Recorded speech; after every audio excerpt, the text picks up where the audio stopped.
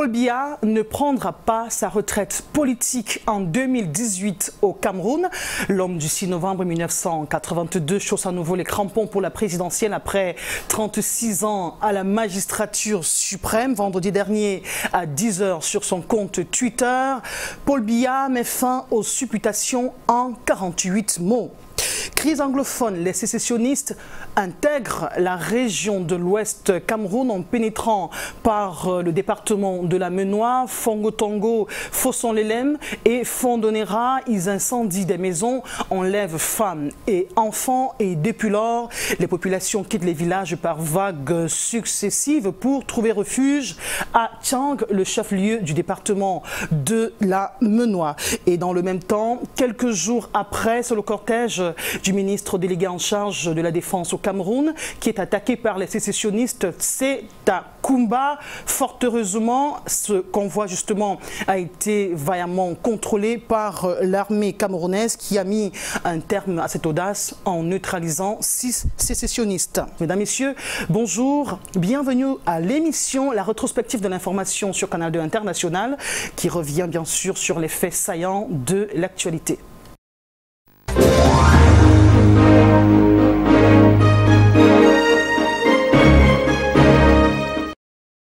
Et pour cette édition, nous recevons comme invité le maire de Bonalea, le maire Belletiti qui a accepté notre invitation. Monsieur le maire, bonjour, bienvenue sur le plateau de la Retro.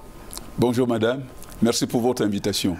Tout naturellement, nous sommes très heureux comme ça a été le cas la dernière fois. Alors, on va parler tout de suite de politique.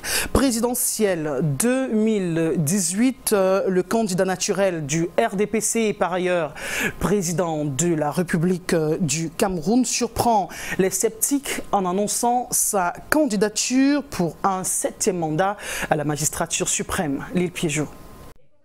Il est exactement 10 h lorsque le président Paul Biya fait son tweet, et pas n'importe lequel. Paul Biya annonce sa candidature à la prochaine élection présidentielle en 43 mots exactement. En ces termes, chers compatriotes du Cameroun et de la diaspora, conscients des défis que nous devons ensemble relever pour un Cameroun encore plus uni, stable et prospère, j'accepte de répondre favorablement à vos appels pressants. Je serai votre candidat à la prochaine élection présidentielle. Une annonce de candidature qui vient mettre un terme à toutes les supputations et spéculations sur son éventuelle retraite de la scène politique. En fonction depuis 6 novembre 1982, Paul Biya a déjà passé 35 ans au pouvoir. Il s'apprête ainsi à passer une 36e année à la tête du Cameroun. On le sait tous, l'élection présidentielle au Cameroun aura lieu le...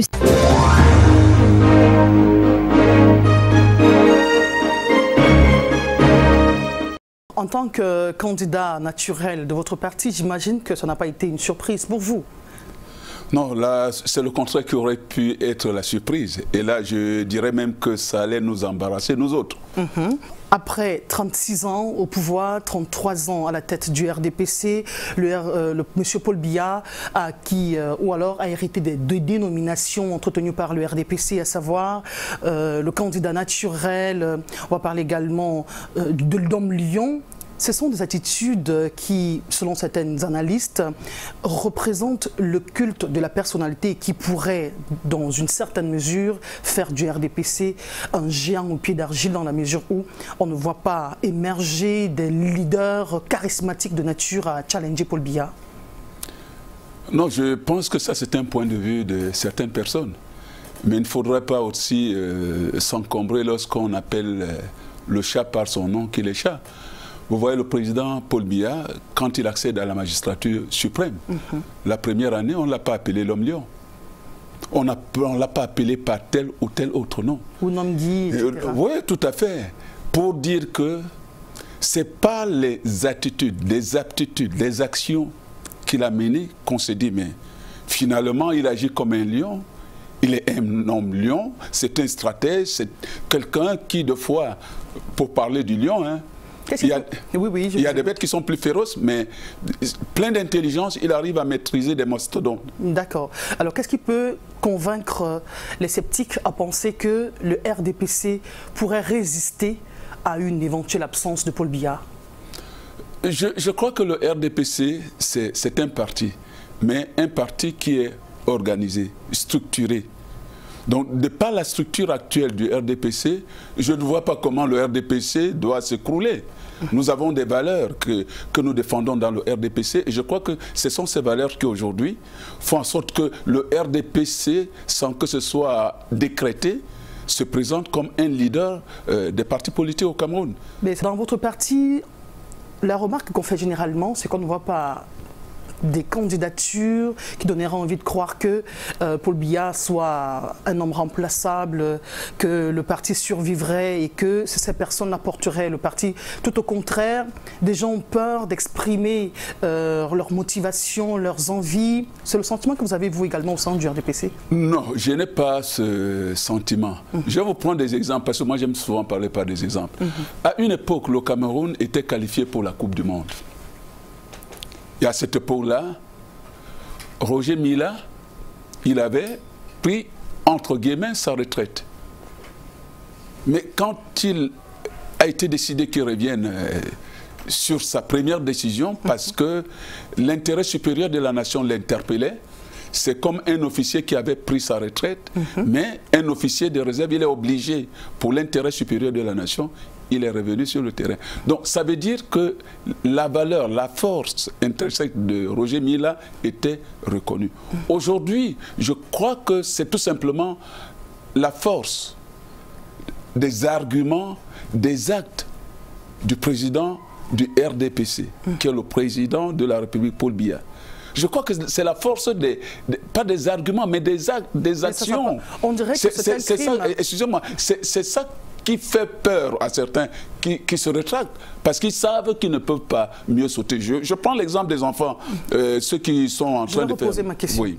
Ça s'apparente à un crime de lèse-majesté que d'affirmer son opinion, son leadership, c'est-à-dire que dans le sens de bousculer Paul Biya. Excusez-moi, je ne sais pas si vous connaissez, si le nom de René Zenguele, ça vous dit quelque chose. Bien entendu. Qu'est-ce que ça vous rappelle? C'est moi qui pose les questions. Non, moi je vous pose celle-là en guise de réponse. Dans le RDPC, c'est pour ça. Moi j'aimerais que vous répondiez et j'aurais répondu ainsi par vous-même à la question que vous me posez. C'est pour dire que René Zenguele, à un moment donné du RDPC, il a osé et personne ne lui en a voulu. C'est pour dire que c'est lui qui pense. Ils sont pas assez nombreux. On a vu les filles. Mais s'ils ne sont pas nombreux, ce n'est pas de la faute de Paul Biya, c'est parce que chacun se juge moins apte. Quand on met souvent la corde, vous devez sauter. Mais si vous n'arrivez, vous sentez en vous-même que vous ne pouvez pas sauter 1,60 m. Vous devez sauter les gens qui ont l'aptitude de sauter 1,60 m et bien plus. C'est compris.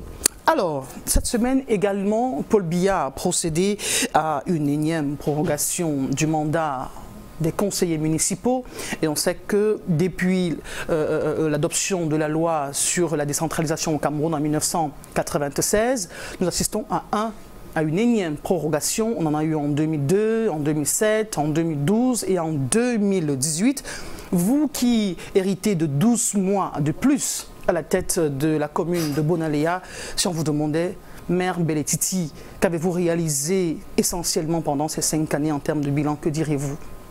Bon, en termes de bilan, oui, je pourrais y revenir, mais je voudrais d'abord faire une petite marche arrière. Parce que vous avez essayé de poser des balises une énième fois que le président Biya, attention, parce que les règles du jeu, si vous jouez au damier, si vous jouez, je ne sais pas, au ludo, les règles au football, les règles sont définies avant le match. Ce n'est pas au cours du match qu'on change les règles. Alors que les gens cessent de faire des procès lorsque quelqu'un applique les règles du jeu. C'est pas un procès, c'est un constat. Non. Moi, je parle de procès parce qu'ailleurs, ce n'est pas dans votre studio, hein, on en parle. Et même dans votre studio, j'ai vu quelqu'un qui n'a pas avalé la pilule, s'il faut l'appeler pilule. C'est des règles de jeu. Comment voulez-vous que vous êtes en égalité? À la 90e minute, on vous invite à une prolongation de 2 fois 15 minutes. Vous commencez à juger l'arbitre. Non, c'est une règle de jeu préétablie. On n'a pas jugé l'arbitre, on fait des constats. Non, c'est pas... Non, le constat, si vous le faites, il ne faut même pas l'évoquer parce que c'est une règle de jeu qui est en train de s'appliquer. Ok, on évolue en termes de bilan de vos 5 dernières années. Alors, si vous parlez du bilan, moi je suis dans une zone rurale, parce que ce que j'ai à faire chez moi, ce n'est pas ce que les maires de Douala ou d'ailleurs ont à faire. Les réalités sont différentes. Voilà, tout à fait, parce que moi, j'ai à créer des routes agricoles. Oui. J'ai à entretenir des routes en terre. J'ai à rapprocher des écoles des populations pour que les tout petits, les enfants n'aient pas à couvrir des grandes distances. J'ai le problème qui se pose au niveau de la santé. Pour créer des centres de santé proches des gens, oui, j'ai parlé de la santé, il y a encore, j'ai parlé de l'éducation, il y a l'électrification, appelons ça rural, parce que je suis dans la zone rurale. Et les 12 mois qu'on vous octroie, vous avez été très heureux, j'imagine. Qu'est-ce que vous allez faire d'autre pour les 12 prochains mois? Non, c'est pas très heureux comme quelques-uns pourraient l'interpréter, comme quelqu'un qui jubile d'avoir décroché la Lune. Non, c'est plutôt un avantage pour moi. C'est quand même un effort que de convaincre vos populations de vous donner une fois de plus leur suffrage. Un autre candidat pourrait vous les chuper. Attendez, moi j'ai une attitude qui n'est pas l'attitude que les gens ont l'habitude d'afficher, d'adopter. Moi, avant que le président de la République ne prenne cet acte légal, les gens me posaient la question, je leur ai dit, écoutez, moi je suis là pour rendre service. L'histoire d'être réélu ou pas être élu, ça ne fait pas l'objet de ma préoccupation. J'ai été élu pour accomplir certaines tâches. Or, aujourd'hui, avec cette extension de 12 mois, ça me permet pour certains projets phares de les amener à leur terme. Et en même temps, laisser des bases où, au cas où je ne serai pas là, que mon successeur trouve des éléments sur lesquels il pourra continuer à bâtir. Ok, Maire Belletiti, cette prorogation a fait des heureux, au-delà même des maires issus du parti au pouvoir. Réaction de le Ferdinand Moutlen, il est maire UPC, d'aider après-midi rencontré par notre correspondant dans la Sanaga maritime, Christian Bock. Et à l'est, précisément à la mairie de Bertois, 2e, Georges Zam Zingas, il a été rencontré par Kizito Koumaï, correspondant de Canal 2 International à l'est Cameroun. On les regarde. Vous savez, on est toujours content de pouvoir continuer l'œuvre qu'on a engagée. Ça, c'est l'avantage. C'est la partie qui nous satisfait. C'est de savoir que les projets qu'on a en cours, on va un an de plus pour pouvoir les terminer. Mais l'homme politique n'est pas content. Vous savez que nous sommes dans une commune où l'UPC n'a pas la majorité. Bonjour. Et nous nous estimions qu'en 2018, vu le travail qu'on a abattu, on pouvait demander aux électeurs la majorité absolue. Nous, on avait besoin d'une majorité absolue. C'est pour ça que nous aurions souhaité que les élections aient lieu en 2018. Le chef de l'État vient de proroger le mandat des conseillers municipaux. Cela allait de bon ton, car comme il a si bien dit en ce qui concernait les députés, il y avait une ambiguïté pour faire toutes les élections.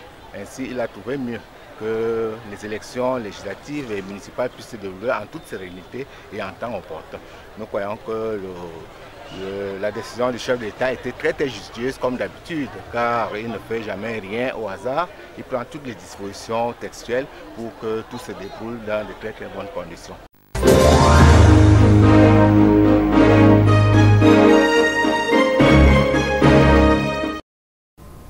Alors, nous restons en politique. C'est l'effervescence totale dans les différents quartiers généraux des partis politiques après la convocation du corps électoral par Paul Biya pour le 7 octobre prochain. Eh bien, notre reporter Rodrigue Tonguet s'est rendu dans ces différents QG pour prendre le pouls à partir de cette date de convocation du corps électoral. Jour J-7 pour déposer à Elecam les dossiers de candidature. Les grosses légumes au regard de l'attraction médiatique savent le temps court. À sa résidence du quartier Bastos ici à Yaoundé, le candidat déclaré à Kérémouna met les pièces en ordre. Situation En situation sans protocole, c'est une interview qui sera un peu... Avec son équipe, il fait le point quotidien sur la préparation du dossier qui sera déposé sous peu à Elekam. Une préparation qui lui a permis de se mettre à l'abri des choses apparemment simples, mais complexes à l'épreuve de la réalité, comme son extrait d'acte de naissance. Dans le nord-ouest et le sud-ouest, on n'a pas la notion d'extrait. Il a fallu, pour mon cas, qu'on prenne les documents qui sont ici, nous transporter vers la mairie qui garde l'original pour en faire un extrait. Une autre épreuve, celle qui lui a permis de dénicher des incohérences entre les versions françaises et anglaises du code électoral. Mais tout est dans le bon ordre. Le candidat investi par le FPD sera prêt à date, surtout que les 30 millions de caution, le nerf de la guerre, sont là. Les fameux 30 millions, c'est le moins de mes soucis, ça. Ces fonds sont aussi prêts pour le candidat Bernard Djonga, lui qui a reçu ce jeudi même son extrait de casier judiciaire établi à Banganté. Une seule inconnue chez lui, le parti qu'il investira pour la présidentielle du 7 octobre prochain. Ok, c'est bon. L'annonce de la formation politique sera faite bientôt, indique le président du parti Croix au Cameroun, qui n'a malheureusement aucun élu. L'esprit est même déjà ailleurs. Comment battre campagne dans le nord-ouest et le sud-ouest? Comment nous allons réussir à faire la campagne sur toute l'étendue du territoire national? Le périple de ce jeudi matin permet d'aller à la rencontre de Cabral Libi, préoccupé à se faire établir quelques pièces au fisc. Au centre régional des impôts, au quartier Omnisport, il s'active à obtenir une carte de contribuable et autres pièces qui ne sont pas toujours mentionnées dans le code électoral, devenu son livre de chevet. Par exemple, lorsque vous devez vous faire établir un certificat de non-redevance, vous vous rendez compte qu'il y a des documents qu'il faut apporter. Si vous êtes locataire, par exemple, s'assurer que vous avez un contrat de bail, qu'il a été préalablement enregistré. Par contre, si tout roule ailleurs, les 30 millions de caution ne sont pas encore là. J'ai tendu la main aux citoyens, vous devez le savoir. Au travers des mécanismes technologiques, nos coordinations locales font des mains levées. C'est une affaire de tous. En tout cas, pour le Parti Univers, ce n'est pas l'affaire d'un individu. Moi, Cabral Libi, je n'ai pas 30 millions. Pour le reste, difficile de savoir comment les autres candidats possibles ou déclarés se préparent. Parmi eux, le plus illustre, mais à croire son état-major au RDPC, tout baigne. Tout comme il n'y a pas de doute que le président de la République sera candidat à sa propre succession. Mais le candidat reste le même, c'est le président national du RDPC, c'est Paul Biya. On dirait autant du tireur de pénalty du MRC, présentement en tournée à l'extrême nord.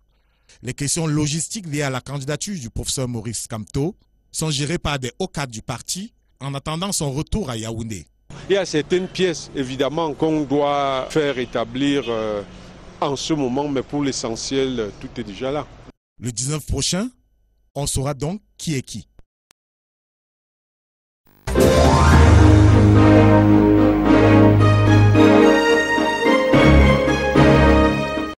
SDF, qui a pour candidat Joshua Oshi et le parti Univers porté par Cabral Libi. Ces partis comptent sur la magnanimité financière des Camerounais pour financer leur campagne et payer également la caution de 30 millions. Vous avez suivi Cabral Libi. Ça s'appelle la méthode Obama. Ça a prospéré aux États-Unis. Mère Beletiti, nous sommes au Cameroun.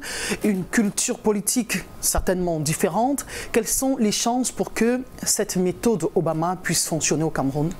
Je crois qu'il n'y a pas une obligation de faire le copier-coller de la méthode Obama au Cameroun. Il faudrait que les gens s'adaptent par rapport à leur propre culture. On n'a pas besoin de copier le bon exemple aussi, on peut s'inspirer des autres. Voilà. Je vais dire une chose. Il y a déjà, par exemple pour le RDPC, et ça devrait être aussi valable pour tout le reste des partis politiques. D'accord. L'élection présidentielle, ce n'est pas hier ou avant-hier, avant la convocation du corps, je vais dire quelques jours avant, qu'on a su qu'il y aurait l'élection présidentielle. Ça se prépare? Ça se prépare. C'est comme une femme qui, je vais dire, au 3e mois de grossesse, et c'est qu'il lui reste théoriquement 6 mois. D'accord. Pour préparer la layette et tout. On prend 30 millions de caution.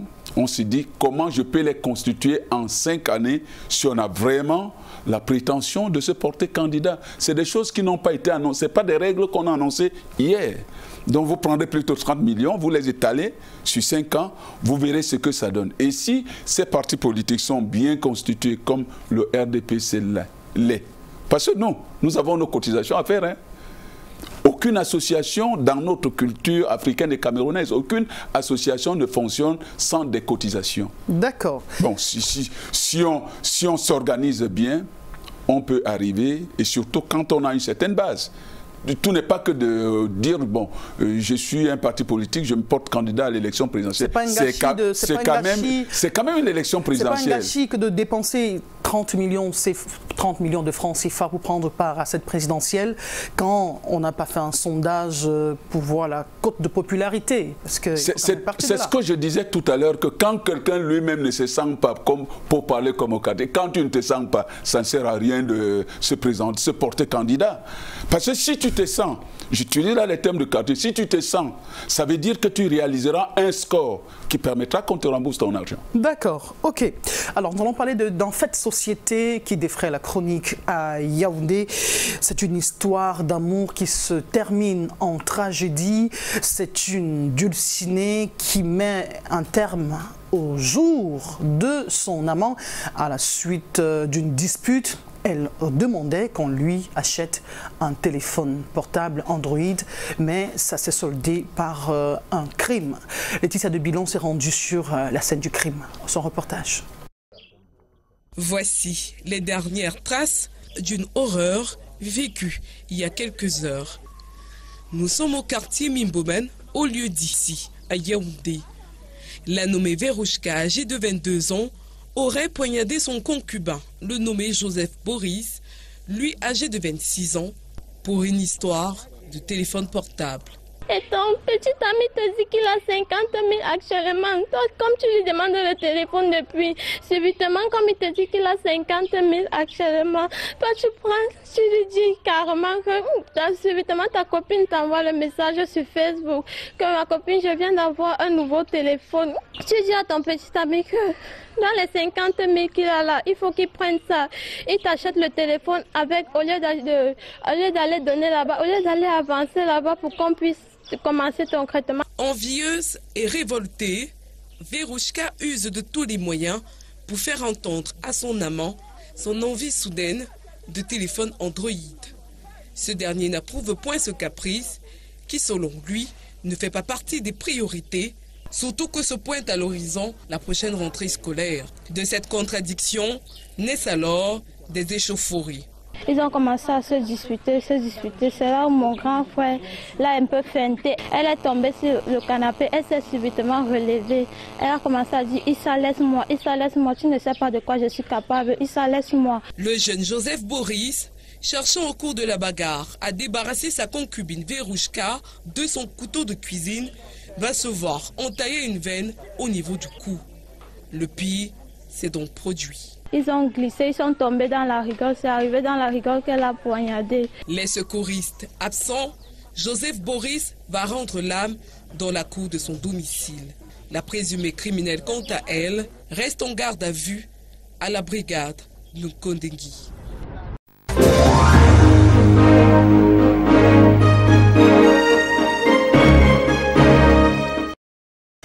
Alors, c'est une histoire vraiment rocambolesque. L'amour est aveugle, le dit-on. Est-il si aveugle qu'on ne puisse pas déceler des signaux criminogènes chez un partenaire, bien que ce dernier ou cette dernière représente pour nous peut-être l'amour de notre vie? Vous me posez la question? Ah, vous bien sûr, vous allez inviter. Bien, voilà, merci pour la question. Mais le problème pour moi est que nous utilisons des fois mal le mot amour. Vous savez bien que je suis maire dans la commune de Bonaléa. Et je dis aux gens, s'il vous plaît, aimer, ce n'est pas se faire plaisir. C'est faire plaisir à la partenaire. C'est ça qu'on appelle l'amour. Lorsque vous cherchez plutôt à assouvir votre propre égoïsme, vos propres sensations, il n'y a plus d'amour. L'amour, c'est quand vous voyez la personne d'en face, vous brûlez de ce désir de rendre cette personne heureuse. C'est là où on devrait parler de l'amour. Mais quand on utilise dans l'autre sens, tel ce qui vient de conduire à ce crime, il n'y avait pas d'amour. Il n'y avait que de passion pour se rendre... Il n'y avait que d'intérêt. Oui, d'intérêt, voilà. Ce n'est pas l'amour. Alors, c'est compris. Nous allons parler d'une actualité qui défraie la chronique. C'est d'ailleurs l'actualité dominante au Cameroun depuis 2 années déjà. Il s'agit de la crise anglophone après le sud-ouest et le nord-ouest. Les sécessionnistes s'invitent dans la région de l'ouest du Cameroun en pénétrant par le département de la Ménois. Vous allez le voir en images. Depuis plusieurs jours déjà, ce sont les femmes, les enfants qui embarquent dans des voitures de fortune pour fuir. Leurs maisons sont incendiées pour certains, des familles qui sont traumatisées à la suite des enlèvements. Vous allez également écouter des témoignages. C'est dans ces enregistrements qui ont été faits par notre correspondant Eric Matané dans la Ménois. C'est la psychose dans cette partie et fort heureusement il y a une maîtrise, un contrôle de la situation par le renforcement de la sécurité. Nos éléments des forces de maintien de l'ordre, l'armée s'est déployée à Fongotongo, à Fosson-Lelem, Fondonera, Sanchou. Ce sont des zones qui jouxtent la frontière de la région du sud-ouest. Avec le concours de la réalisation, nous vous permettons de suivre les différentes réactions des victimes. Ça fait près de 72 heures. Deux parents ont été soutirés par des assaillants avec des négociations verbales prônées par le chef supérieur Fongo Tongo. Ces assaillants ont fini par libérer ces 2 parents. Mais bien que cela, une journée après, c'est-à-dire 12 heures, ils sont passés encore à nouveau soutirés et des enfants dont on ne peut pas dénumérer l'effectif, y compris nos mamans. Donc présentement, par rapport à l'interview, beaucoup de mamans se sont déportées et des enfants et occupé l'esplanade de la chefferie de Fongo Tongo et en même temps la sous-préfecture de Fongo Tongo. Ils se comportent cette fois-ci comme des réfugiés rwandais, des mamans avec leur mâles, y compris des marmites. Il faut dire que le déplacement de la population Fongo Tongo cette fois-ci sur la ligne de front est similaire à ceux des réfugiés rwandais. De m'informer qu'on a brûlé notre concession. Je ne connais pas là où sont ma famille, mes frères et mes soeurs. Je ne connais pas là où ils sont. Malheureusement, l'information n'est pas bonne. Déjà hier soir, j'ai reçu un appel anonyme me disant de quitter si je suis dans les lieux. Mais tout simplement, le mot prof m'a fait comprendre peut-être que c'était un de mes élèves que j'ai enseigné. Qui me demandait donc de quitter les lieux si j'étais là. Malheureusement, il n'était pas au village. Et si je suis prêt plus tôt ce matin, on m'annonce que ma mère a été kidnappée. En plus de ma mère, sa coépouse et un enfant qui est venu de congé.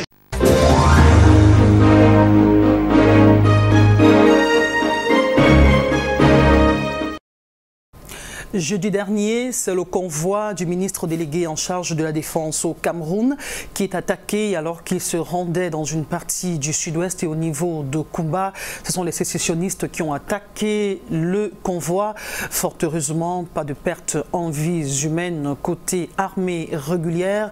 C'est ce que nous dit notre envoyé spécial à l'ouest, dans le sud-ouest Cameroun.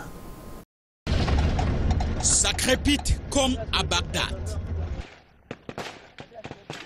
C'est la riposte du bataillon d'intervention rapide face aux sécessionnistes tout hargneux. L'attaque sur le cortège du ministre délégué à la présidence chargé de la défense dure une quinzaine de minutes dans la localité de Small et Kombe, département de la Mémé, région du sud-ouest. Des sécessionnistes neutralisés, des blessés côté force de défense et journalistes. Joseph Betty Assomo, arrivé dans le sud-ouest ce matin par hélicoptère, prend ainsi le pouls du front de cette guerre qui oppose l'armée camerounaise et les religionnaires de la République imaginaire d'Ambazonie. Visite de travail prescrite par le chef de l'État, chef des armées. Ici à Cuba, quelque temps plus tôt, le ministre de la Défense reconforte les éléments blessés dans les précédentes attaques. Une réunion avec l'état-major permet d'évaluer la situation. Le ministre chargé de la Défense continuera son périple demain dans la région du nord-ouest. Il partira de Douala où il se trouve actuellement.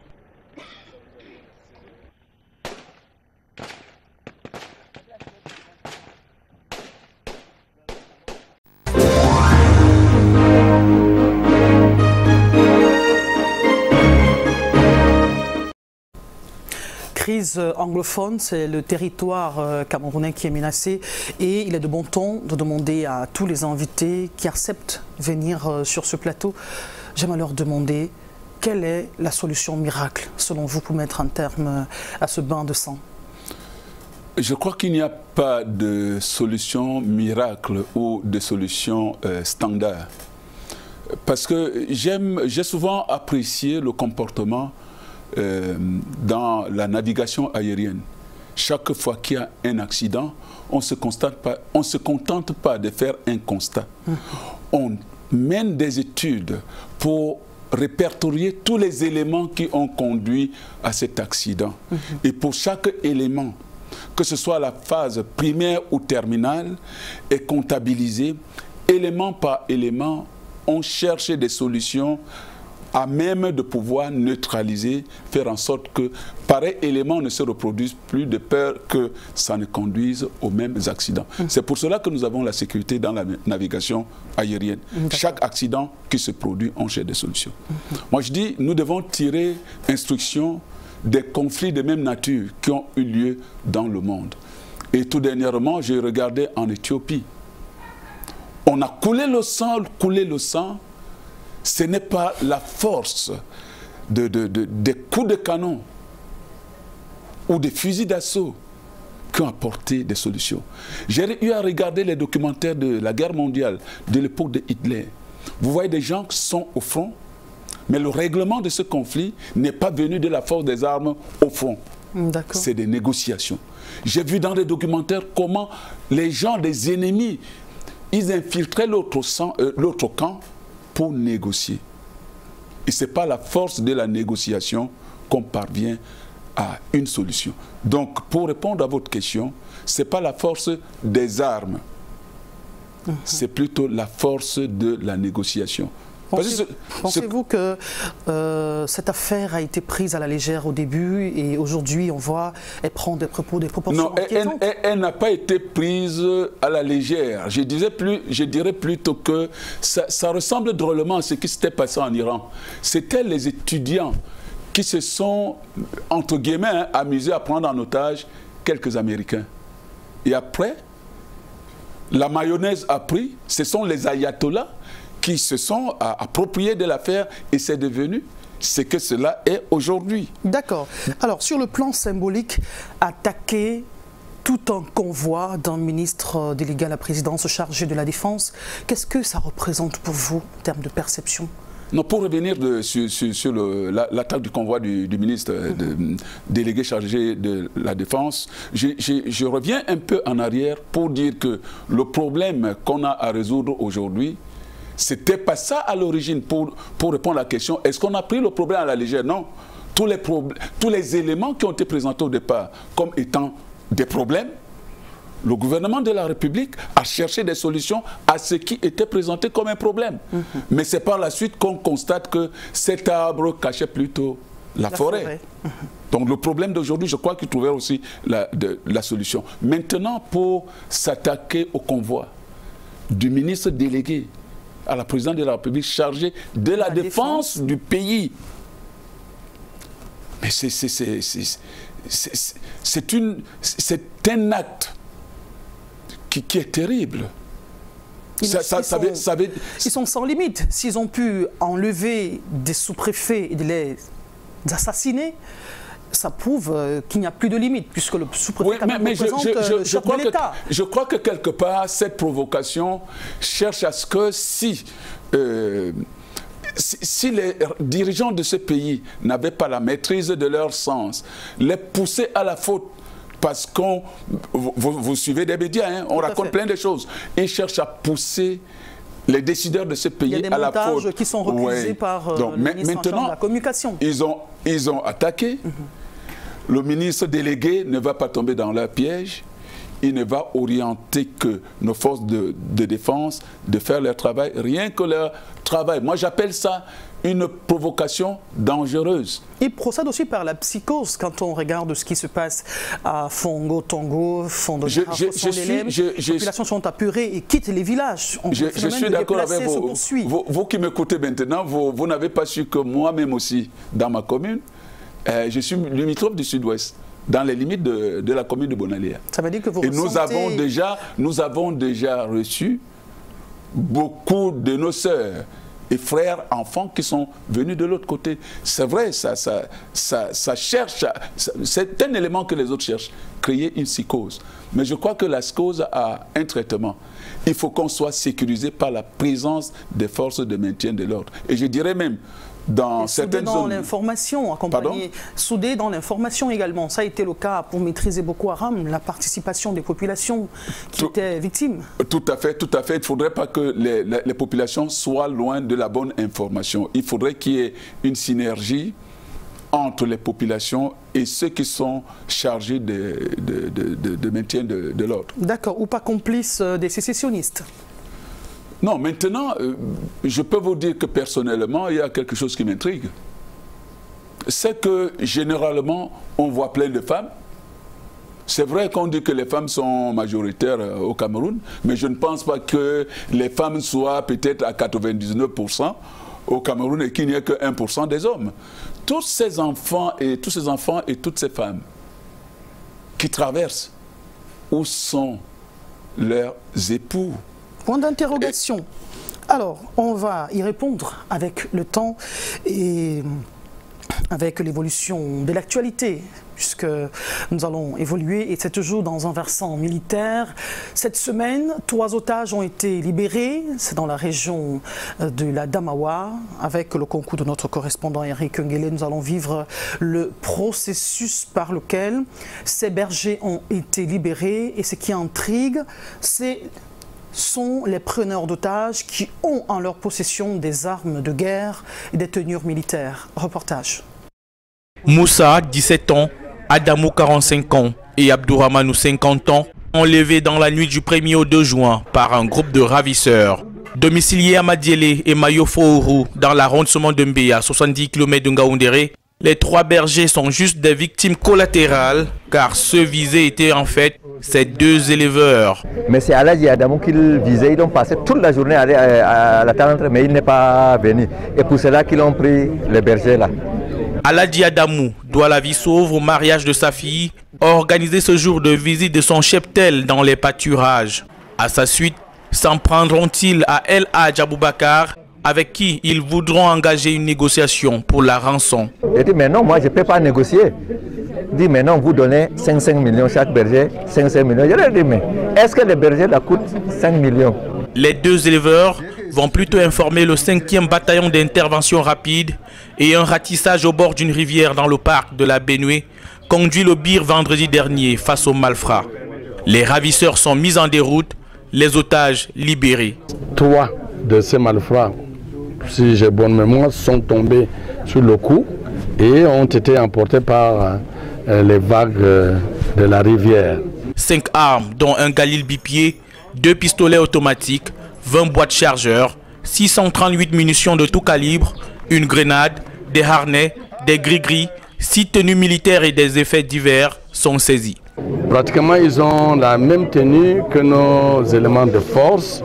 Cela en rajoute à la confusion et leur permet d'avoir contact facile avec nos populations, ce qui rend la tâche extrêmement difficile. Mais nous allons également réajuster notre tactique aussi. Descendu ce 10 juillet au camp du Bir, le gouverneur de la Damawa a salué la collaboration des comités de vigilance des villages concernés qui ont contribué à ce dénouement heureux.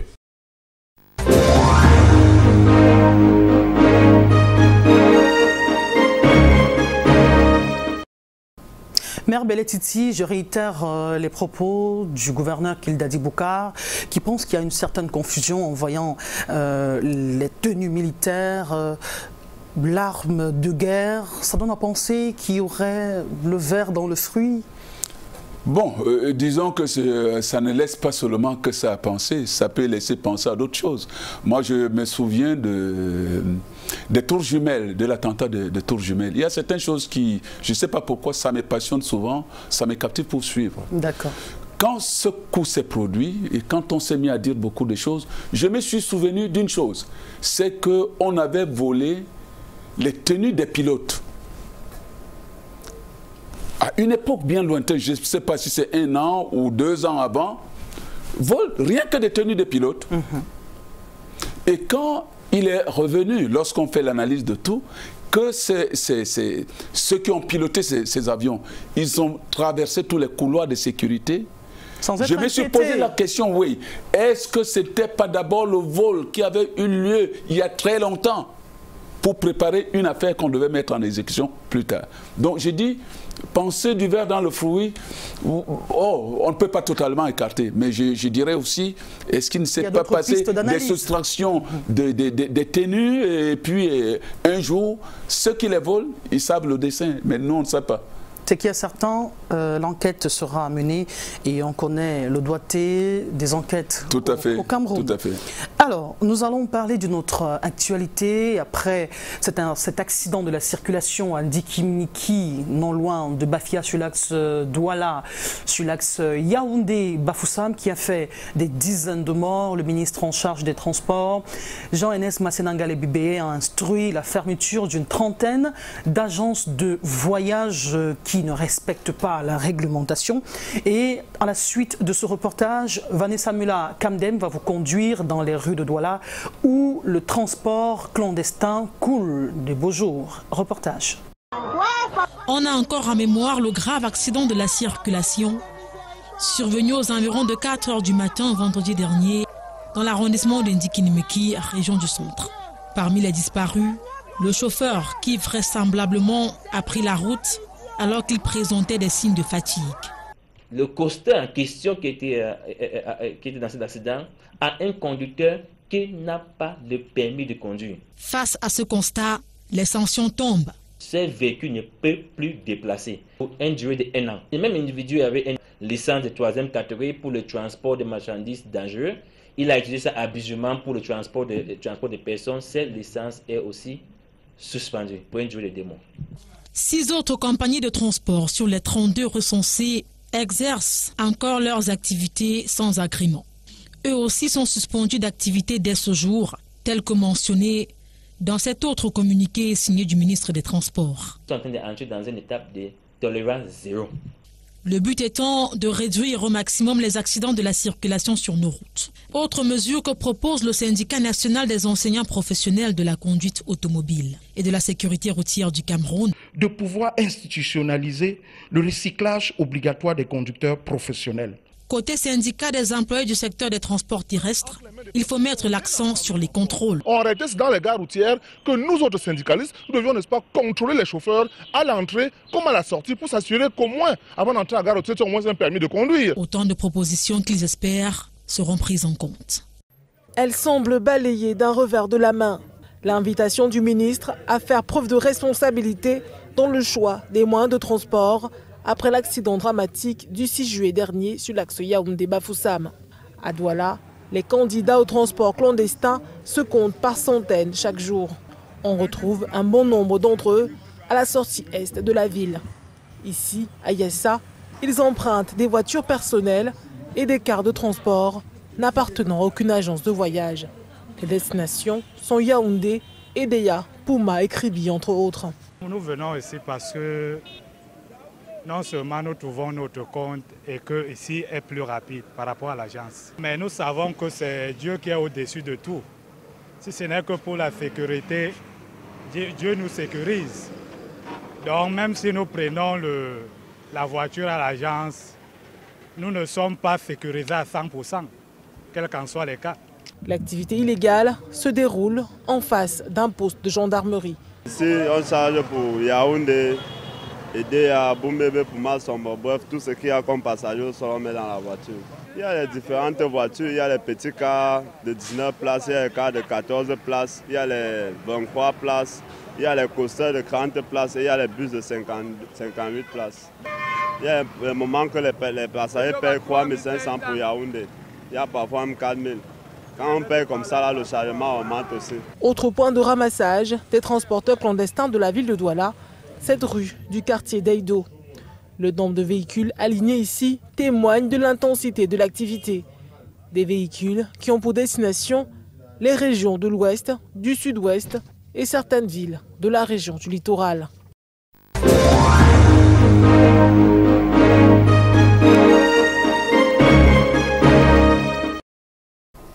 Parfois, la mort s'achète à vil prix, comme du choléra, dans un sachet d'eau de 50 francs, comme le mentionnait si bien Feu Charles Ateba Eyeni.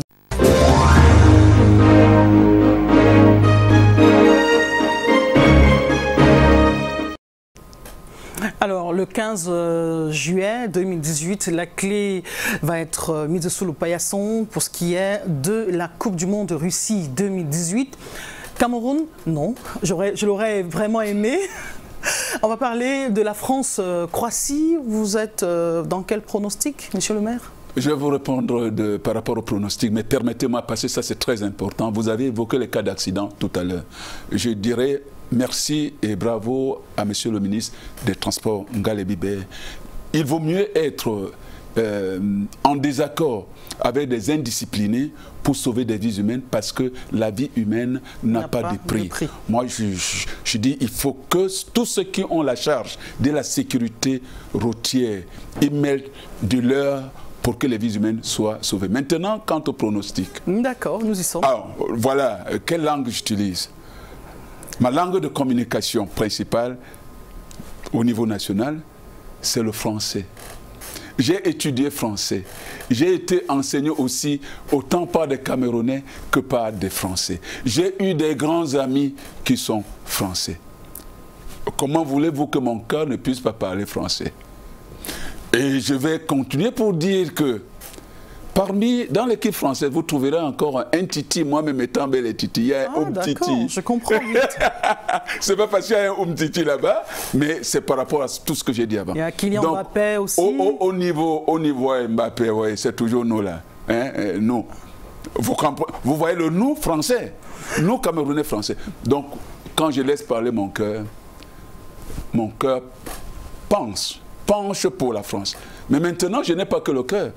J'ai aussi la tête, le cerveau. La raison. La raison. Mais vous savez que le cœur, lui, il a ses raisons que la raison elle-même ne connaît pas. Donc maintenant, quand je fais travailler ma tête, mon cerveau, je me dis quand même, tout le temps, faites goûter aussi aux autres un peu.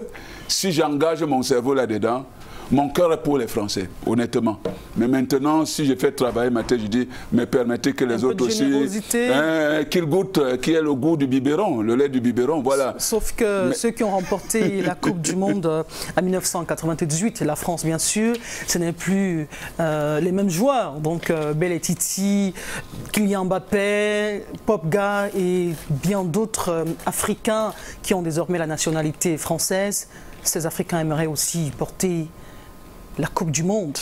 Salut, on va se donner rendez-vous la semaine prochaine. Qui aura remporté la Coupe du Monde 2018? On le saura après cette rencontre qui s'annonce dans l'après-midi. Quant à moi, je vais dire merci au maire Bel Titi qui a accepté de partir de son Bonaléa natal pour répondre à nos questions, commenter l'actualité de la semaine sur Canal 2 International. Monsieur le maire, je vous réitère les remerciements de Canal 2 International. Merci madame et merci à Canal 2 International parce que vous avez permis que j'apporte pour ma commune ma petite contribution à l'édification nationale et que vivement nos frères et sœurs du Cameroun fassent que le Cameroun vive en paix. Il n'y a pas de problème anglophone et des Camerounais d'ailleurs. C'est pour cela que nous accueillons nos frères et sœurs venant de l'autre côté. Merci. Rendez-vous avec une autre édition de la rétrospective de l'information. Ce sera dimanche prochain, 9 h sur les mêmes antennes. Avec le même plaisir, nous serons au rendez-vous. Restez en compagnie des programmes du Canal 2 International qui se poursuivent.